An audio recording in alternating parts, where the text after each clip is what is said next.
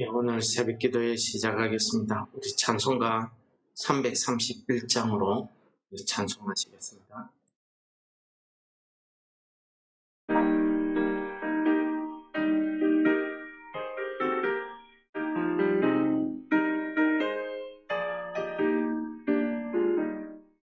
영광을 받으신 만유의 주여, 우리가 명령을 따르리라.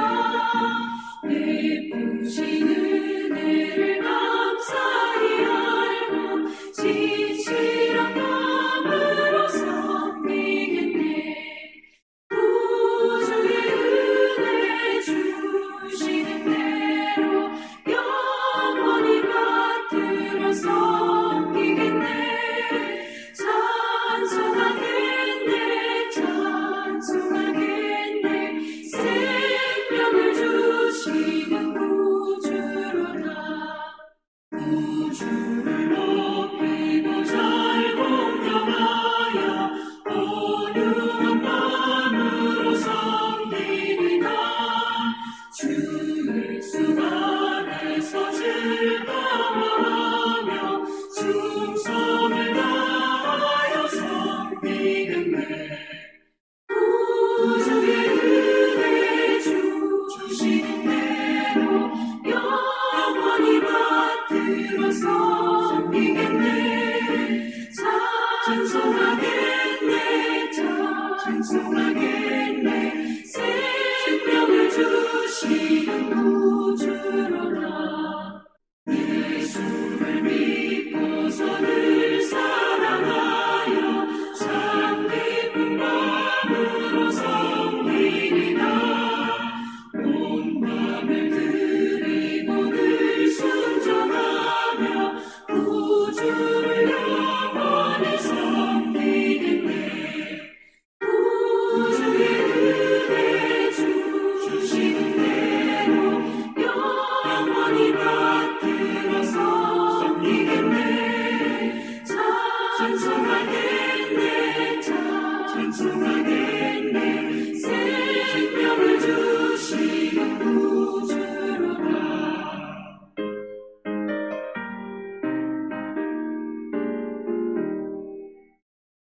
예, 오늘 본문 말씀은 역대하 2장 11절에서 18절 말씀을 공독하도록 하겠습니다. 두로왕 후람이 솔로몬에게 답장하여 이르되, 여호와께서 자기 백성을 사랑하심으로 당신을 세워 그들의 왕을 삼으셨도다. 후람이 또 이르되, 천지를 지으신 이스라엘의 하나님 여호와를 는 송축을 받으실지로다. 다윗 왕에게 지혜로운 아들을 주시고 명철과 청명을 주시사 능히 여호와를 위하여 성전을 건축하고 자기 왕위를 위하여 궁궐을 건축하게 하시도다. 내가 이제 재주있고 청명한 사람을 보내오니 전에 내 아버지 후람에게 속하였던 자라. 이 사람은 단의 여자들 중 한 여인의 아들이요 그의 아버지는 두로 사람이라. 능히 금, 은, 동, 철과 돌과 나무와 자색, 홍색, 실과 가는 배로 일을 잘하며 또 모든 아로새기는 일에 익숙하고 모든 기묘한 양식에 능한 자이니 그에게 당신의 재주 있는 사람들과 당신의 아버지 내주 다윗의 재주 있는 사람들과 함께 일하게 하소서. 내 주께서 말씀하신 밀과 보리와 기름과 포도주는 주의 종들에게 보내주소서. 우리가 레바논에서 당신이 쓰실 만큼 벌목하여 때를 엮어 바다에 띄어 욥바로 보내리니 당신은 제목들을 예루살렘으로 올리소서 하였더라. 전에 솔로몬의 아버지 다윗이 이스라엘 땅에 사는 이방 사람들을 조사하였더니 이제 솔로몬이 다시 조사하며 모두 15만 3,600명이라. 그 중에 7만 명은 진군이 되게 하였고 8만 명은 산에서 벌목하게 하였고 3,600명은 감독으로 삼아 백성들에게 일을 시키게 하였더라. 아멘. 오늘 말씀은 한마디로 앞부분에서 솔로몬이 두로왕 후람에게 보낸 편지에 대한 답장이 되겠습니다. 오늘 답장을 보낸 두로왕 후람의 이 답장을 통해서 우리는 참 많은 은혜를 받을 수가 있습니다. 하나님께서 이 두로왕 후람을 통해서 역사하시는 것을 우리는 그 답장 안에서 살펴볼 수 있습니다. 물론 두로왕 후람이 하나님을 진심으로 믿었다든지 이런 것은 아닙니다. 요즘 말로 이야기하면 정말 구원받은 사람이다 이런 것은 아닙니다. 그러나 두로왕 후람은 우리 열왕기상 5장에서 자기가 고백하고 있는 내용이 있습니다. 열왕기상 5장도 오늘 본문과 똑같은 내용의 답장으로 시작되고 있습니다. 거기에 보시면은 두로왕 후람은 다윗 왕을 사랑했기 때문에 라는 말씀이 나옵니다. 그렇습니다. 사실은 그의 아버지 솔로몬의 아버지 다윗 왕을 이 두로왕 후람이 많이 사랑하고 존경했던 것 같습니다. 그래서 오늘 이 후람은 솔로몬을 먼저 칭찬하십니다. 당신을 왕으로 세우신 것은 하나님께서 자기 백성을 사랑하셨기 때문이다 라고 하면서 여호와 하나님을 찬송하기 시작합니다. 여호와 하는 이스라엘의 하나님 여호와는 송축을 받으실지로다. 다윗 왕에게 지혜로운 아들을 주시고 명철과 총명을 주시사 여호와를 위하여 성전을 건축하고 자기 왕위를 위하여 궁궐을 건축하게 하셨다 하는 내용으로 시작하고 있습니다. 그러면서 후람 왕은 솔로몬의 편지의 답장으로 자기에게 속한 아주 재주 있는 총명한 사람을 보내주겠다고 이야기합니다. 아주 기술자로서는 아주 훌륭한 사람인 것 같습니다. 근데 오늘 개역 개정에서는 전에 내 아버지 후람에게 이랬는데 자칫 잘못하면은 지금 답장하고 있는 후람 왕의 아버지를 떠올리게 하는데 이 번역은 그런 것이 아니라 두로 사람 후람이라는 사람이 있었다고 합니다. 두로인 후람이라는 이 사람이 아주 총명 있는 제주꾼이었는데 자기 아버지가 두로 사람이라는 거죠. 이 후람이라는 사람은 자기 어머니는 유대 나라의 단 지파의 여인이었다고 이야기합니다. 그러니까 이방 남자와 이스라엘 여자가 결혼을 한 거죠. 출애굽기서에 보시면은 하나님께서 이 이방 백성들이 이스라엘 사람들과 같이 교류하는 것을 엄격히 금하고 있습니다. 그것은 이제 막 구원받은 이스라엘 백성들이 그 이방 백성들의 행하는 그 죄의 풍속, 우상 숭배하는 것, 이런 죄의 생활 습관이 거기에 묻어 들어올 것을 하나님께서 염려하셨기 때문입니다. 그래서 이방 사람들과는 결혼도 하지 못하게 했습니다. 그런데 오늘 본문 말씀에 보면은 이스라엘의 단 지파의 여인이 이방 사람 두로 사람과 결혼을 해서 아들을 낳은 겁니다. 근데 그 아들이 후람이라. 근데 이 후람은 금은 동철 뿐만 아니라 돌이나 나무 그 외에 여러 가지 자색, 홍색, 청색실, 가는 배실 이런 거 뭡니까? 옷감 짜는 일 이런 일까지 두루두루 잘하는 기술자였다는 사실입니다. 그리고 아로새기는 일이나 기묘한 양식으로 조각하는 동상을 만드는 일이나 이런 일들을 아주 잘하는 사람이다. 재주 있는 사람이다. 당신이 데리고 있는 재주 있는 사람과 당신 아버지 때부터 있었던 그 재주 있는 사람들과 함께 일하게 하라는 것입니다. 즉 한마디로 기술자를 보내주겠다는 거예요. 그리고 당신이 약속한 밀과 보리, 기름, 포도주 이걸 보내달라는 것이 한마디로 솔로몬의 계약에 대한 응답입니다. 그렇게 계약합시다. 일꾼과 제목을 보내주시면 성전을 건축할 수 있는 재료를 일꾼과 함께 보내주시면 기술자들을 보내주시면 내가 보리와 밀, 기름, 포도주로 갚아주겠다. 이렇게 서로 간에 양자 간의 계약이 이루어진 것을 우리가 볼 수 있습니다. 그리고 백향목은 어떤 방식으로 보내주겠다 하는 내용이 16절까지 기록되고 있습니다. 17절, 18절은 이제 솔로몬 왕이 성전 건축을 하기 위한 일꾼들을 소집하는 내용이 기록되어 있습니다.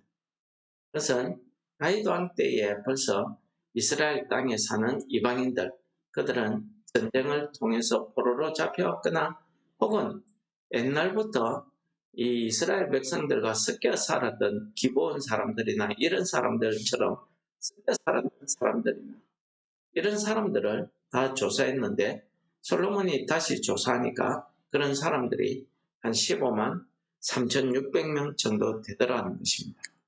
그래서 솔로몬이 이 사람들을 7만 명은 진군으로 8만 명은 벌목하는데 그리고 3,600명은 감독으로 일을 시켰다라고 기록하고 있습니다.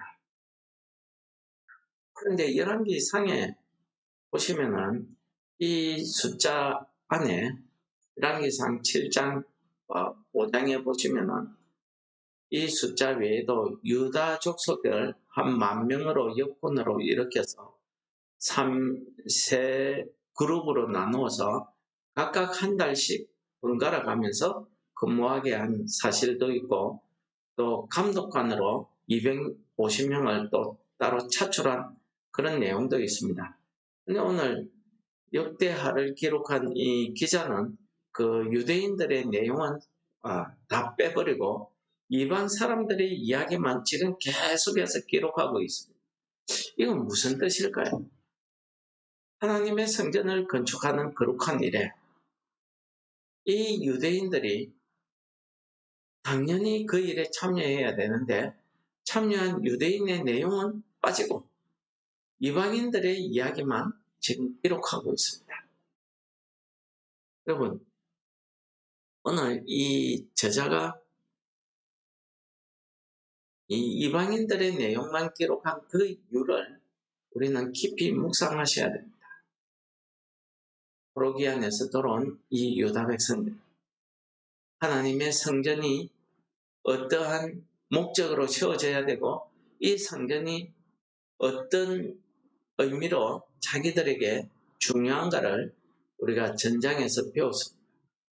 그러면 이 성전을 세우는 이 일에 이 유다 백성들이 이 말씀을 읽고 어떤 마음으로 이 말씀을 받았을까요? 오늘 역대하를 기록한 이 기자는 오늘 두로왕 후람의 이야기로부터 시작해서 제주 있는 두로 사람 후람과 그 다음에 이스라엘 내에 있는 이방인들을 다 이야기합니다. 성경에서 이방인이라고 하면은 꼭 다른 민족 사람들만 지칭하는 것이 아닙니다. 이방인이라고 할 때에는 하나님을 믿지 않는 사람을 의미하는 것입니다. 하나님을 믿지 않는 사람. 두로 왕 후람이 자기 편지에서 이스라엘의 하나님 여호와를 찬송할지로다 했지만은 그 의미는 이스라엘의 신으로 인정한다는 그 정도의 신앙이었고 정말 하나님을 믿는 신앙은 아니었다는 사실을 우리는 잘 알고 있습니다. 이렇게 하나님을 믿지 않는 사람들이 이 하나님의 성전을 건축하는 일에 동원이 됐다는 사실이죠. 이것은 우리로 하여금 하나님께서 이 성전 건축은 성전이란 것은 하나님이 이 땅에 임재하고 계신다는 그런 상징적인 의미가 있습니다. 그래서 성전이라고 하면은 하나님이 계신 곳이라고 우리가 믿는 그 믿음을 가지고 있지. 이 거룩한 성전을 하나님을 믿지 않는 그 이방인들 손으로 짓게 한 것입니다. 무슨 의미일까요? 그렇습니다. 이 세상의 모든 만물은 다 하나님의 것이고 하나님의 뜻대로 이루어진다는 사실을 우리에게 가르쳐 주시는 말씀 아니겠습니까? 오늘 이 말씀을 통해서 우리는 하나님께서 주의 일을 하는 데 있어서는 꼭 믿는 사람만 이렇게 사용하는 것이 아니라 믿지 않는 사람을 통해서도 우리의 기도의 응답이나 주의 일에 쓰임을 받게 하더라 하는 사실을 우리가 잘 알 수 있습니다. 그것은 우리가 이 포로기안에서 돌아오게 된 이 유다 백성들을 통해서도 알 수 있죠. 이 유다 백성들을 제일 먼저 포로에서 돌이킨 사람이 누구냐 하면은 바벨론 나라를 세운 고레스 왕입니다. 이 고레스 왕이 하늘의 하나님을 찬양하면서 자기가 받은 그 사명대로 이 유다 백성들에게 이야기합니다. 자기 고향으로 돌아가서 여호와의 성전을 건축할 마음이 있는 사람은 다 모여서 예루살렘으로 돌아가라고 합니다. 그냥 보낸 게 아닙니다. 많은 재료들을 주어서 보냈습니다. 이렇게 하나님께서는 주의 일을 하시는 데 있어서 저는 딱 믿는 사람만 사용하는 것이 아니라 믿지 않는 사람들도 사용하시더라는 것입니다. 지금 모든 주권이 하나님께 있다는 사실을 우리에게 가르쳐 주시는 말씀이죠. 두 번째는 하나님께서는 모든 사람들을 구원하시고자 하는 그 계획을 가지고 있다는 것을 오늘 말씀이 보여줍니다. 무엇입니까? 하나님의 성전, 하나님이 계신 곳, 하나님의 나라를 이루는 데는 하나님이 택한 이스라엘 백성만 필요한 것이 아니라 주변에 있는 이방인들까지 다 포함해서 하나님께서 두루두루 모든 곳에서 있는 사람들을 다 불러서 쓰시더라는 것입니다.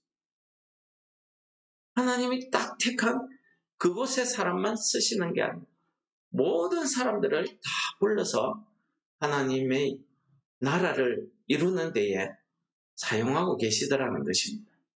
실제로 출애굽한 이스라엘 백성들에게 하나님께서 이방인과의 교류를 금하셨지만은 실제는 어떻습니까? 이스라엘 사람들이 가나안 정복하는 과정에서 그들이 힘이 없기도 하고 이 핑계 저 핑계로 하나님이 명령하신 대로 다 이행하지 않습니다. 다 이방인들을 쫓아내지 않습니다. 그들과 적당히 타협하면서 같이 살았습니다. 그 결과가 무엇입니까? 북이스라엘이 완전히 멸망하고 이방인이 되어버린 것입니다. 그래서 유대인들이 사마리아인을 개처럼 취급하는 거죠. 그들은 이방인들과 같이 섞여서 이제 이방 사람이 되었다는 것입니다. 이 포로기안에 돌아온 유다 백성들이 오늘 이 말씀을 읽으면서 무엇을 생각할까요? 여러분, 빌립보서 2장 10절에서는 이렇게 이야기합니다. 하늘에 있는 자들과 땅에 있는 자들과 땅 아래에 있는 모든 자들로 다 모든 무릎을 예수의 이름에 꿇게 하시고 모든 입으로 예수 그리스도를 주라 하시나요 하나님 아버지께 영광을 돌리게 하셨느니라. 이것이 무엇입니까? 바로 하나님의 구원을 이야기하고 있는 것입니다. 오늘 여호와의 성전을 짓는 이 일은 이 땅에 하나님의 나라를, 하나님의 임재하심을 드러내기 위한 아주 작은 일부분의 일입니다. 그 일에 하나님의 백성들만 쓰인 게 아니라 이방 사람들도 다 불러서 서시더라는 것이죠. 이게 뭡니까? 오늘 빌립보서 2장 10절 11절이 이야기하고 있는 것처럼 하늘에 있는 자들, 땅에 있는 자들, 땅 아래에 있는 자들, 온 우주에, 온 세상에 있는 모든 사람들로 하여금 우리 주 예수 그리스도의 이름 말에 무릎을 꿇게 하시고, 즉 구원하게 하시고, 그들이 예수 그리스도를 주라 시인할 수 있도록 그들에게 믿음을 주시고, 하나님 아버지의 영광을 돌리게 하시고, 이것이 하나님의 구원의 계획이었다는 사실을 오늘 본문 말씀이 가르쳐 주는 것 아니겠습니까? 마지막으로 오늘 이 본문 말씀에서 두로왕 히람은 솔로몬 왕을 엄청나게 칭찬합니다. 솔로몬 왕으로 인해서 여호와 하나님을 찬양하고 있습니다. 어디 두로왕 후람만 그랬겠습니까? 뒤에 넣으면은 시바와 여왕도 그 솔로몬의 지혜, 그 예루살렘 궁궐을 보면서 하나님의 성전을 보면서 그가 자동적으로 그 입술로 그냥 자연스럽게 여호와 하나님을 찬양한 그런 사건이 있습니다. 그것은 무엇을 이야기할까요? 그렇습니다. 오늘을 살아가는 우리 성도들 한 사람 한 사람의 말과 행동, 우리의 삶이 하나님의 영광을 드러낸다는 사실입니다. 우리의 말과 행동, 우리의 삶을 통해서 믿지 않는 그 이방인들이 우리를 통해서 하나님을 보게 합니다. 이것이야말로 하나님께 최상의 영광을 돌리는 일 아니겠습니까? 오늘 하루에 우리의 삶이 그러한 삶이 되시기를 축원합니다. 우리를 통해서 오늘도 하나님의 구원이 이루어지시기를 소원하며 기도하시는 우리 성도 여러분들 되시기를 축원합니다. 우리 다 같이 기도하시겠습니다.